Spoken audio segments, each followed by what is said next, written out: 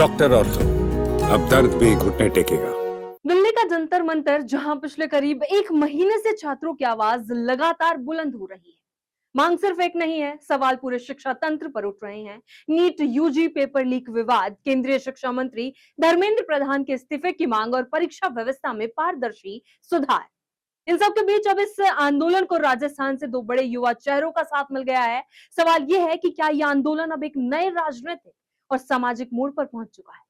नमस्कार, मैं कीर्ति Bhardwaj, channel 4 news Rajasthan पर आप सभी का स्वागत है। जंतर मंतर पर बैठे छात्रों की आंखों में सिर्फ गुस्सा नहीं, उम्मीद भी दिखाई देती। उम्मीद इस बात की कि उनकी आवाज सत्ता के गलियारों तक पहुंचेगी। और अब इसी उम्मीद को नई ताकत देने दिल्ली पहुंचे राजस्थान के दो चर्चित युवा चेहरे, शिवसेना निर्दलीय विधायक रविंद्र सिंह भाटी और राजस्थान विश्वविद्यालय के पूर्व छात्र संघ अध्यक्ष निर्मल चौधरी। हाल ही में छात्रों पर हुई पुलिस कार्रवाई के बाद दोनों नेता सीधे आंदोलन स्थल पहुंचे। उन्होंने छात्रों से मुलाकात की, उनका हौसला बढ़ाया और मंच से सरकार पर तीखे सवाल भी उठाए। सबसे पहले मंच संभाला निर्मल चौधरी ने, लेकिन उनका अंदाज पारंपरिक राजनीतिक भाषण जैसा नहीं था। उन्होंने सोशल मीडिया और मीम्स का जिक्र करते हुए व्यंग्यात्मक शैली में कहा कि छात्र प्यार से कह रहे हैं, कुछ मुचू इस्तीफा दे दीजिए ना। लेकिन उनके मुताबिक इस्तीफा आज हो या कल जवाबदेही तय होकर रहेगी। निर्मल चौधरी ने कहा कि लोकतंत्र में जब देश का युवा सड़कों पर उतरता है तो सरकार का पहला कर्तव्य संवाद करना होता है। लेकिन यदि छात्रों के सामने पुलिस की लाठियां खड़ी कर दी जाए तो ये लोकतांत्रिक परंपराओं पर गंभीर सवाल खड़े करता है। उनका कहना था कि ये लड़ाई किसी एक परीक्षा या एक राज्य की नहीं, बल्कि पूरे देश के युवाओं के भविष्य की है।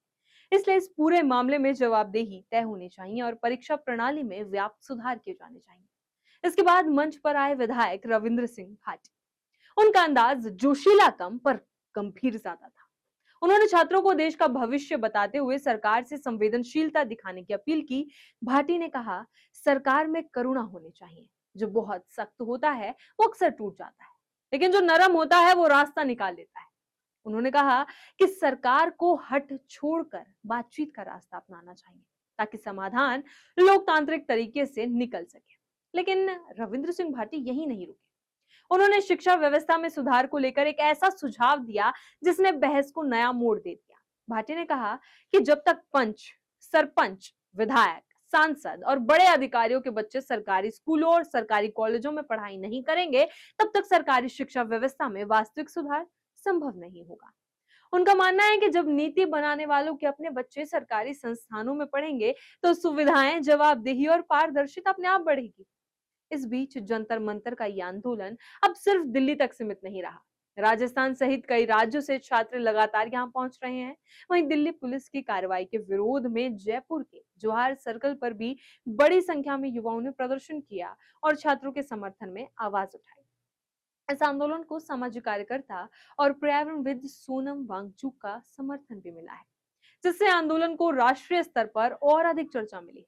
उधर बढ़ते दबाव और लगातार उठ रहे सवालों के बीच प्रधानमंत्री नरेंद्र मोदी ने भी प्रश्न पत्र लीक के मुद्दे पर प्रतिक्रिया दी है। प्रधानमंत्री ने सोशल मीडिया पर जारी संदेश में कहा कि कैबिनेट बैठक में पेपर लीक रोकने के लिए और अधिक सख्त कदमों का महत्वपूर्ण फैसले उस पर लिए जाएंगे। अब सभी की निगाहें सरकार के अगले कदम पर टिकी है।